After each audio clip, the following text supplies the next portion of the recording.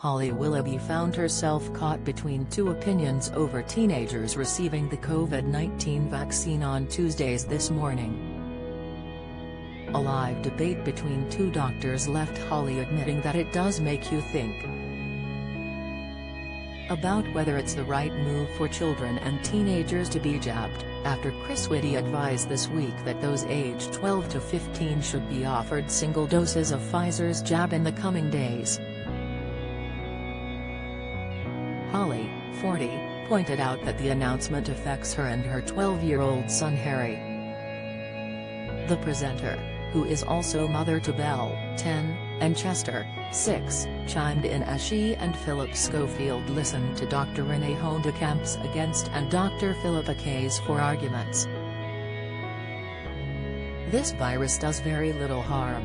More children under the age of 14 die from chickenpox, and parents don't lock their children away or give them a vaccine, Dr. Renee said. She went on to explain that the death of a 13-year-old is being investigated by the CDC in the U.S. after they died after being vaccinated. Obviously, I've got a 12-year-old son, so hearing some of those things, it does make you think a little bit there. Holly mused. Dr. Philippa said, the JCVI, Joint Committee on Vaccination and Immunization, figures are different to the figures that Dr. Renee has just said, and they have said that per million children who are vaccinated, we would save 87 hospital admissions. Fury has erupted over the plans, with experts and parents warning it may lead to unvaccinated pupils being bullied and could even tear families apart. Teaching unions have claimed staff have already been threatened with legal action if they advise pupils on getting the COVID vaccine. Plans. The above image shows an example of a parental consent form for the human papillomavirus jab. Parents are expected to receive a similar form in the coming days asking them to consent to their child receiving the COVID vaccine. Earlier this month, JCVI said it could not recommend COVID jabs for healthy 12 to 15-year-olds because the direct benefit to their health was only marginal. The COVID vaccine is set to be dished out through the existing school vaccination program, which also manages the rollout of both HPV and nasal flu jabs in schools every year. Uptake of the HPV vaccine, which is given to 12 and 13-year-olds, is usually around 85%. Children will likely receive the COVID vaccine in school halls, and will have it delivered by nurses, healthcare support workers, or administrative staff. Parents will receive forms in the coming days laying out the details of the vaccination program for children in their area, and asking them to consent to their child receiving the COVID jab.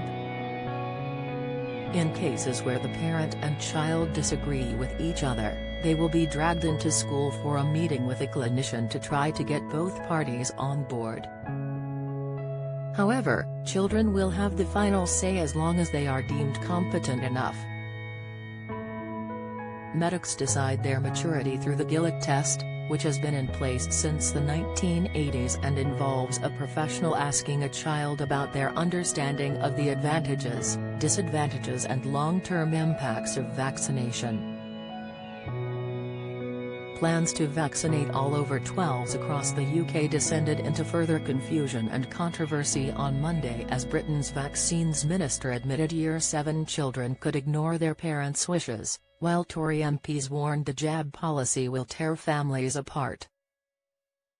No 10s Vaccines Minister Nadhim Zahawi said the NHS was ready to begin inoculations from next Wednesday, but there are concerns that while parental consent will be sought, it will not be needed if the healthcare worker administering the jab considers the child is competent to make the decision themselves.